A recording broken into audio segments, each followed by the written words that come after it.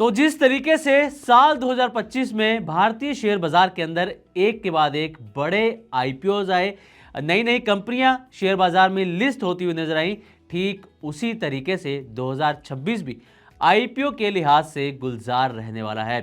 2025 में 108 कंपनीज के आईपीओ आए थे और इन आईपीओ के जरिए 2.25 लाख करोड़ रुपए की रकम जुटाई गई थी, जो अब तक का सबसे बड़ा रिकॉर्ड भी बन गई। लेकिन 2026 आईपीओ के लिहाज से और भी ज्यादा बड़ा रहने वाला है और एक अनुमान के मुताबिक 2026 में आईपीओ के जरिए 2.5 लाख करोड़ रुपए के आसपास की रकम जुटाने की प्लानिंग है।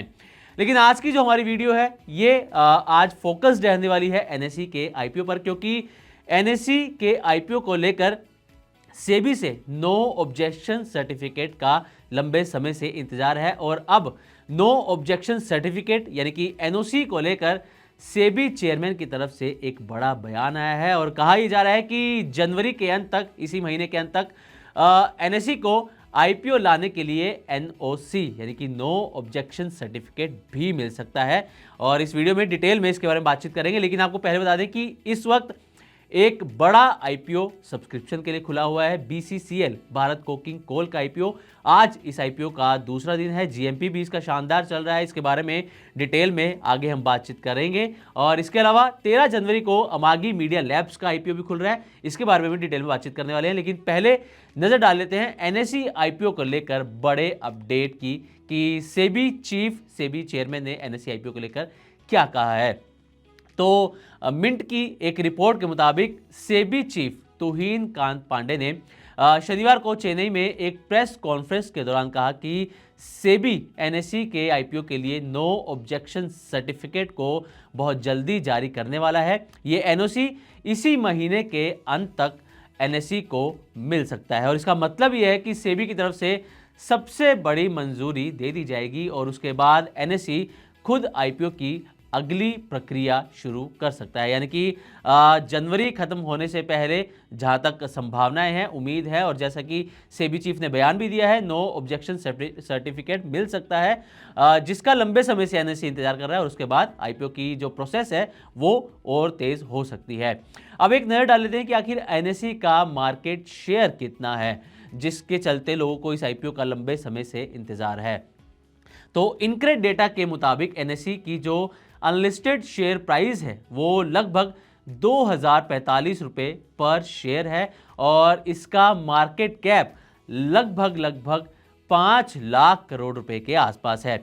अगर इसका कंपैरिजन किया जाए तो इसका जो सबसे बड़ा लिस्टेड राइवल है बीएसई यानी कि बॉम्बे स्टॉक एक्सचेंज, उसका मार्केट कैप करीब 1 लाख करोड़ रुपए है। इससे अंदाजा लगाया जा सकता है कि एनएसई बीएसई के मुकाबले कितना बड़ा है।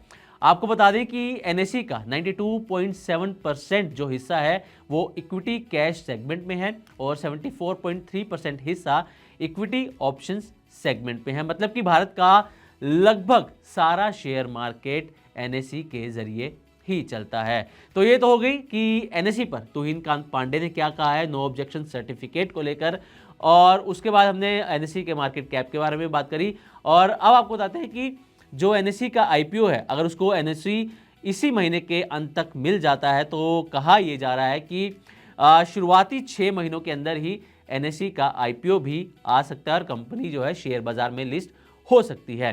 अब आपको बताते हैं कि आखिर एनएसई का आईपीओ किस वजह से अटका हुआ था। काफ़ी लंबे समय से इसकी तैयारी चल रही है, लेकिन किन कारणों से अटका था ये आपको बताते हैं। तो इसकी एक असल वजह है एक पुराना विवाद जिसे डार्क फाइबर केस भी कहा जाता है। इसे आपको आसान भाषा में हम समझाते हैं कि आखिर ये डार्क फाइबर केस था क्या। दरअसल कुछ साल पहले एनएसई पर बड़े बड़े ट्रेडर्स हाई फ्रिक्वेंसी ट्रेडिंग करते थे।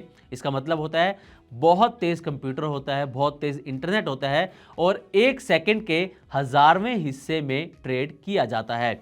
अब सेबी का आरोप यह था कि एनएसई ने कुछ खास ब्रोकर्स को ज्यादा तेज और खास इंटरनेट लाइन दी, जिससे वो दूसरों से पहले ट्रेड कर पाते थे। यानी कि सबको बराबर का मौका नहीं मिलता था ट्रेडिंग का, कुछ लोगों को फायदा हुआ और इसी को कहा गया डार्क फाइबर केस। इस पर रेगुलेटर्स ने कार्रवाई भी की। क्या कार्रवाई थी ये भी आपको बताते हैं। तो अप्रैल 2019 में सेबी ने कहा कि एनएसई को 62.5 करोड़ रुपए के आसपास का अनलॉफुल गेन यानी कि जो अवैध लाभ उसने कमाया है वो वापस करना चाहिए।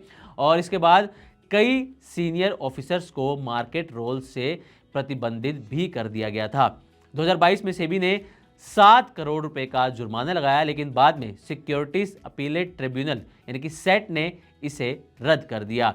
अब इसके बाद हुआ क्या, सेबी ने सेट के उस फैसले को सुप्रीम कोर्ट में चुनौती दी और 2023 और 24 में कोर्ट में मामला आगे बढ़ता हुआ नजर आया। यानी कि ये जो मामला है करीब 7 से 10 साल के आसपास पुराना है और इसी विवाद की वजह से एनएसई का आईपीओ कई बार यूं ही लटकता हुआ नजर आया। लेकिन अब जो अपडेट आया है उससे ये अनुमान लगाया जा सकता है कि शुरुआती 6 महीनों के अंदर एनएसई का आईपीओ आ सकता है। तो ये थी पूरी डिटेल एनएसई के आईपीओ की। अब बात कर लेते हैं जो 2 आईपीओ इस वक्त सब्सक्रिप्शन के लिए, एक तो खुला हुआ है, दूसरा दिन है उसका, और एक 13 जनवरी यानी कि कल से खुलने वाला है। तो पहले बात करेंगे बीसीसीएल की आईपीओ की, भारत कोकिंग कोल की आईपीओ की, जो कि कोल इंडिया की सब्सिडरी है। तो जो बीसीसीएल का आईपीओ है ये 9 जनवरी को खुला था सब्सक्रिप्शन के लिए। आज 12 जनवरी है यानी कि दूसरा दिन है और 13 जनवरी तक ये खुला रहेगा, कल तक। अब आपको बता दें कि इस आईपीओ पर जो निवेशक हैं वो टूट पड़े हैं। साल का पहला आईपीओ है और पहले ही आईपीओ को शानदार रिस्पॉन्स मिला है। 9 जनवरी को जब ये आईपीओ खुला था तो खुलने के आधे घंटे में ही ये आईपीओ पूरा सब्सक्राइब हो चुका था। सबसे ज़्यादा जो इसमें हिस्सा भरा है वो है NIIs यानी कि नॉन इंस्टीट्यूशनल इन्वेस्टर्स। अब आपको बता दें कि 12 जनवरी को यानी कि आज सुबह 10 बजे तक जो NIIs का हिस्सा है वो 21.5 गुना से भी ज़्यादा भर चुका है और कुल आईपीओ 10 गुना से भी के आसपास अब तक सब्सक्राइब हो चुका है, जबकि आज दूसरा दिन है, कल का तीसरा दिन भी बाकी है। अब NIIs का जो हिस्सा भरा है इससे अंदाज़ा लगाया जा रहा है कि लिस्टिंग गेन इसमें शानदार मिल सकता है। प्राइस बैंड इसका 21 रुपये से 23 रुपये पर शेयर है। अब इसके अंदर 46.57 करोड़ शेयर बेचने की योजना है। 1071 करोड़ रुपए की रकम जुटाई जा रही है। फ्रेश इशू से कंपनी को कोई पैसा नहीं मिलने वाला है। पूरी की पूरी रकम जो है वो ओएफएस के जरिए कोल इंडिया के पास जाने वाली है, क्योंकि बीसीसीएल कोल इंडिया की सब्सिडी है। अलॉटमेंट होगा 14 जनवरी को और लिस्टिंग होगी 16 जनवरी को।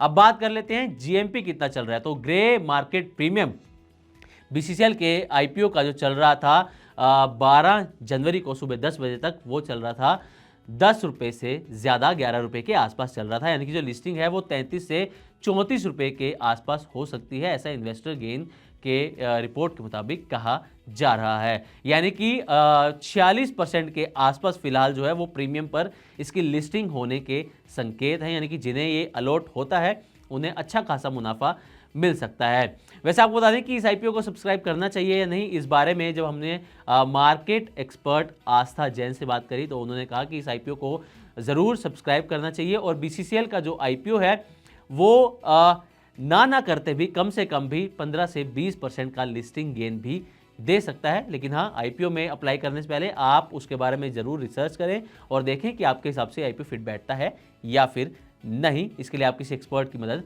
भी ले सकते हैं। अब बात करते हैं अमागी मीडिया लैब्स के आईपीओ की। तो ये जो आईपीओ है वो खुलेगा 13 जनवरी को यानी कि कल, और 16 जनवरी तक खुला रहेगा। प्राइस बैंड 343 से 361 रुपये पर शेयर है।